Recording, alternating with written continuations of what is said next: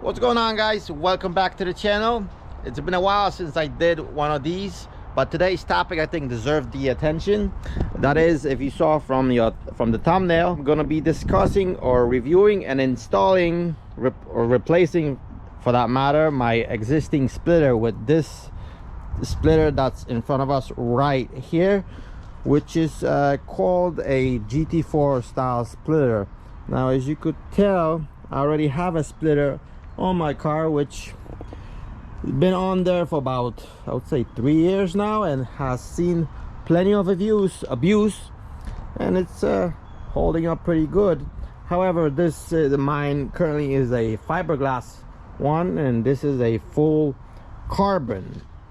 And as you could see, there's a few key differences which I like about this new splitter. That is, as you could see, has a nice flat edge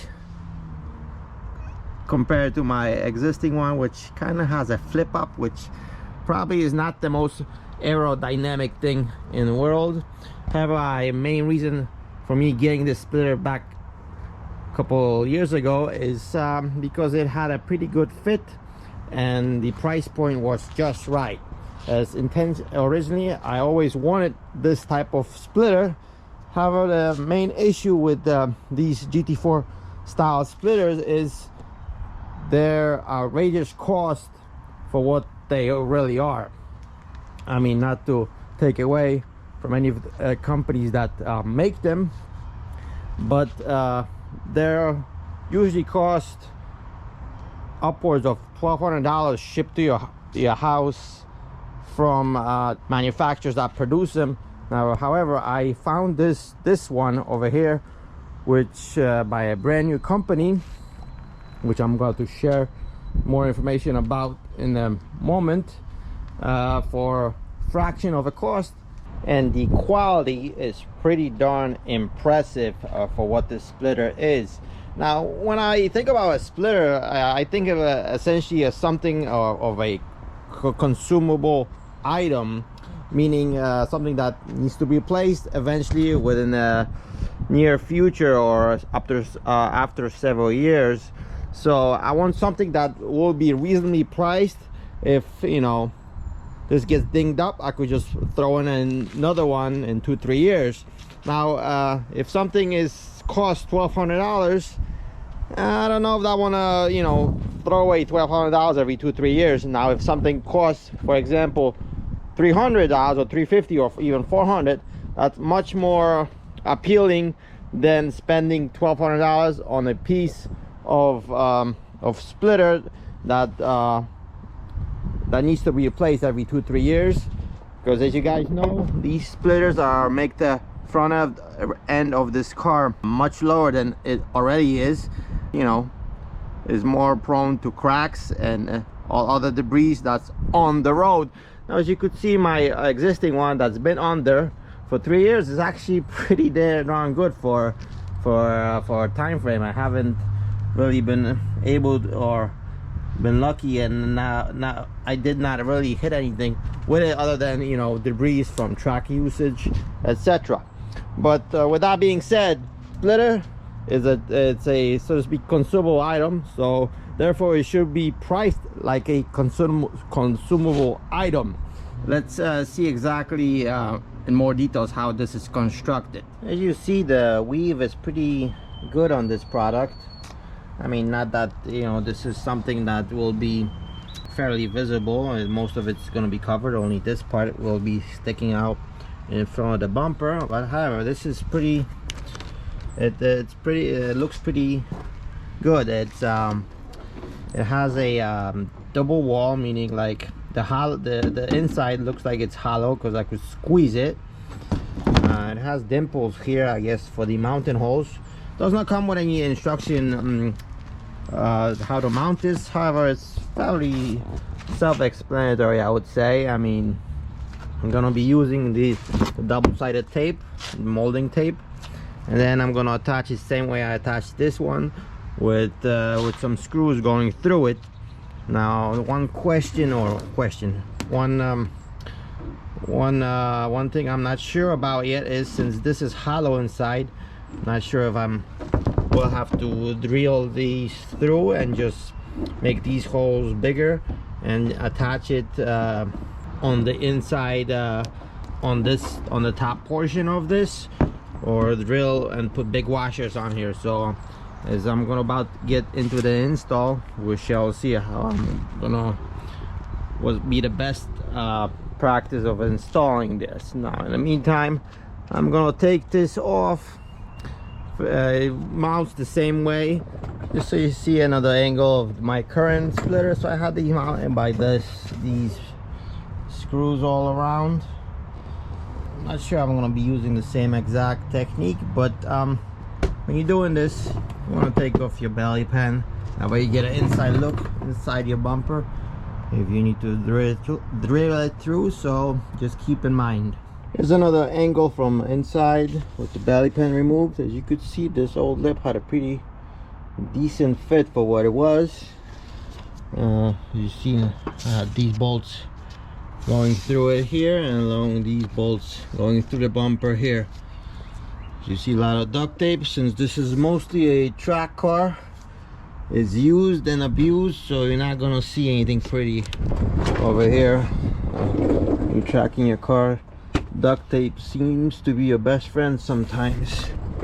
Anyhow, let's get this removed. Here's a comparison between the two lips. As you can see, this lip has been used and abused for 3 years, which again, I'm pretty satisfied for what it was.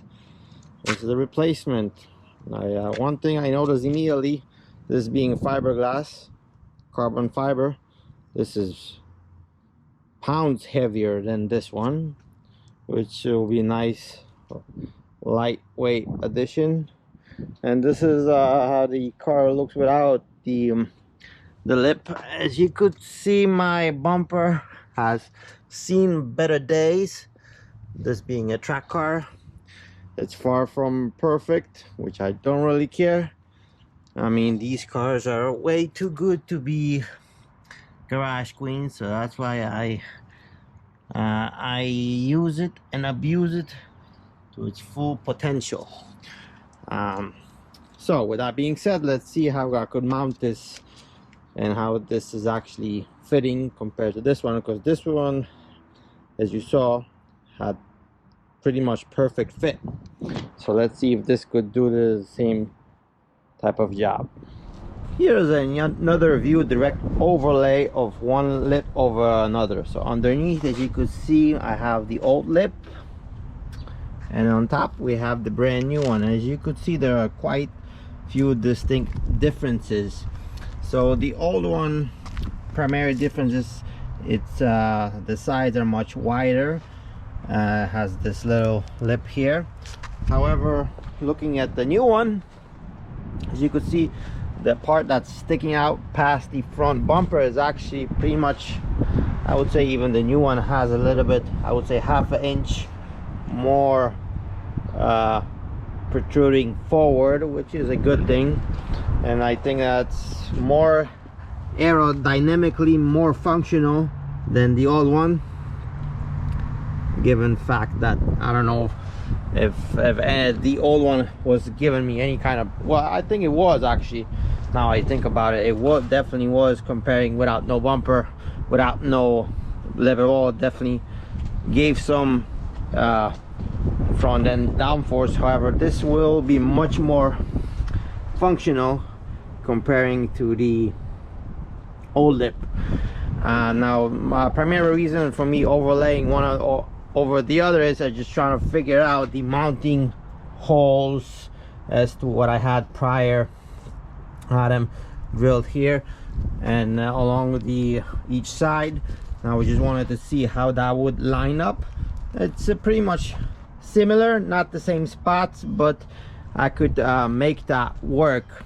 Now on the old lip, I did not use double-sided tape at all, and it held up fine for 3 years. So now it has me thinking, I thought I did it in the beginning, but then I took it off and I did not use it. So I'm gonna still add some tape along the edges here. and I'm gonna test fit it and see how that will line up. But the new one is much lighter than the old one, so I mean that's just the added benefit, that does not need as much strength as the old one did. So adding tape is just more beneficial, I would assume. So I have temporarily test fitted this. Sorry I didn't catch that on camera, but I'm a one-man operation here, so it's hard to do 5 things at once, but you kind of get the idea. The fitment is quite alright, I must say. I mean, as expected, it's not going to be perfect, but it's very much spot on. I mean, you see I placed the tape all around, but it's in some places it's impossible to get it to contact.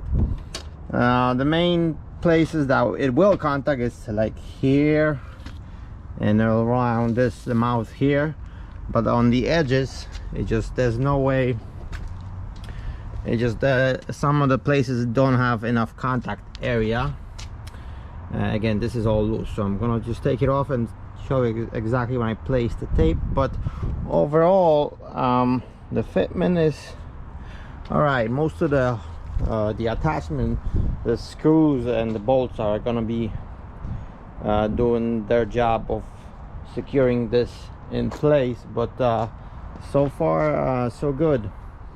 I have marked it with a marker where I know where the alignment points are, so that way I could mark where I need to drill the holes to attach it to the bumper. In test fitting this the splitter, what I found is that see, like, this is after all pretty flexible. Like the fiberglass splitter I had, I could have just gone through and have the screws sticking out, but this I don't think it'll be rigid enough. So you have to, these I found look like they're in the right spots. So if you just drill out this hole a little bit bigger so the head of your screw goes through it, that way you could screw the top portion of the splitter directly to the bumper, which will give you a better fit. So I'm using a 1/2-inch drill and drilling this out, so my my screw that I'm using, the head goes through it and it could secure to the upper portion of this splitter.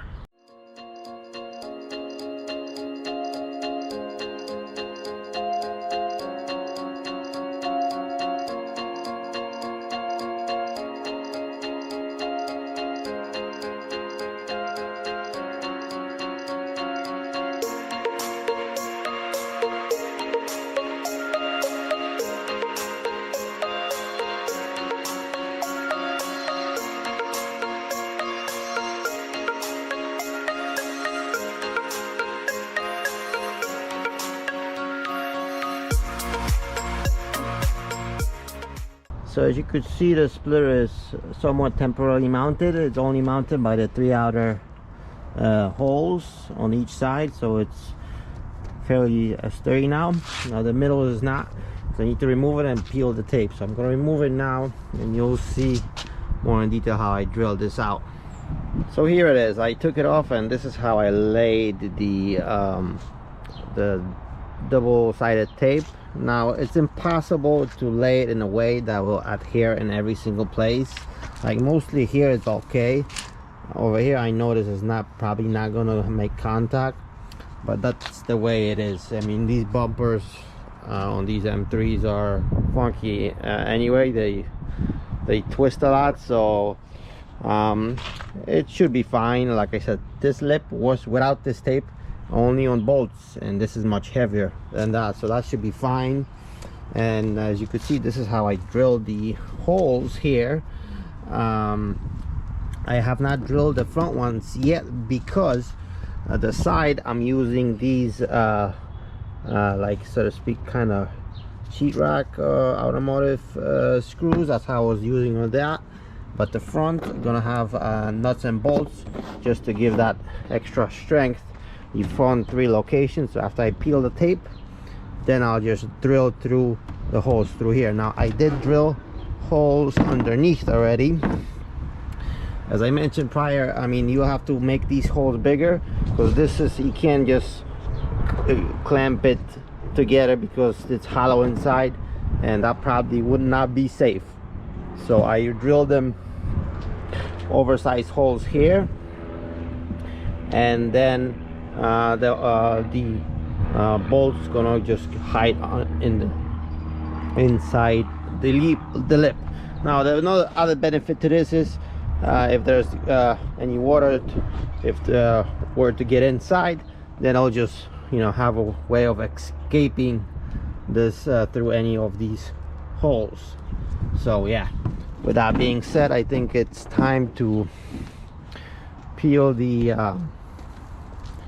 double-sided tape, and then I could just finally secure it. So as you notice also, I have not used all of the pre-marked like dimples like they did, because I mean, as most of these bumpers, they get pretty beat up with time, and then the holes I have chosen to drill through fit that's the best location for my bumper, because some of the pieces underneath is cracked. So I'm not saying that these are in the wrong location from the manufacturer. However, I mean, they're pretty accurate, but this one up front, I thought it was a little bit too forward, and you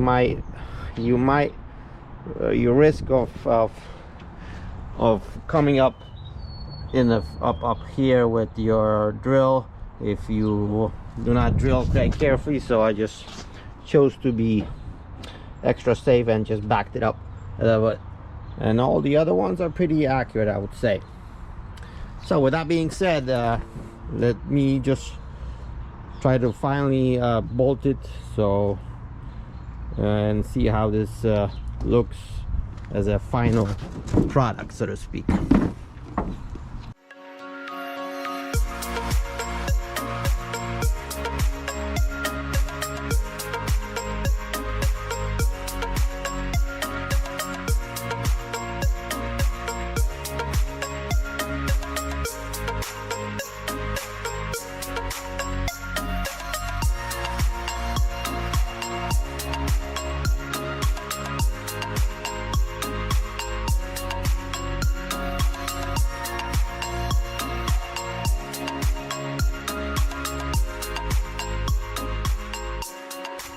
Now that you saw me attach the sides for good, right, I'm going to use these bolts to drill final holes through here to the holes, and then attach them for good up front. But the tape grabbed pretty good. As soon as I stuck it up to the bumper, the tape started grabbing. So actually, that's actually going to be a pretty good reinforcement. So here's the look from the inside here. As you could see, I have it nicely bolted through, and it clamped down pretty well. That should secure it. I mean, I don't know if I would stand on it, but I mean, I could put a decent amount of force. I would say anywhere from like 80 pounds, maybe more, I'm not sure, but I'm pulling down the whole bumper, and this is not moving. So that's the whole key of it. This is not a chassis mounted splitter anyway, so it's not meant to be stood on. Here we are with the car finally on the ground and the lip fully secured. You get the full picture of how this looks with the lip or the car on the ground, and I'm very much pleased to say this is looking very well, and I kind of like the look. It fits very well. I don't think I could ask for a better fitment for an aftermarket piece, and it looks, or it appears, it will do just what it's intended to do, and that is look good and provide some aerodynamic benefit at the same time. It definitely does look better than my prior look or prior lip that I had on here. Again, this is made by company named Ridgeline Motorsports. I believe it's made in Taiwan, which I don't really mind, because these day and age people tend to focus where certain things are made in which part of the world. To me, as long as a given piece is made to a standard that it's advertised to, and it performs well, I don't really care where it's made. And like I said, it's priced very affordably given its quality and fitment. So those are the two major aspects of this piece, being a piece that I would say is a consumable, since this piece, as you see for yourself, it basically lives close to the ground, and it's, you know, prone to have rocks and other debris kicked up onto it, whether it be on the track or on the street. I'm actually going on a track in a few days, so I'll give a proper test and see how it holds up, but I don't think there should be any problem, because it's made very well. It's very sturdy, etc. So if my old lip survived 3 years, I think this one could do as well, if not more. Now, if it does prematurely, say, get damaged, I could just replace it, because it's not something that costs a fortune, and that's very important in a consumable piece like this. With that being said, this will conclude my mini review and install of this Ridgeline Motorsports front GT4 style lip. Hope you enjoyed it. It was helpful in some way or another. Thank you for watching, and I will see you in the next one. Peace.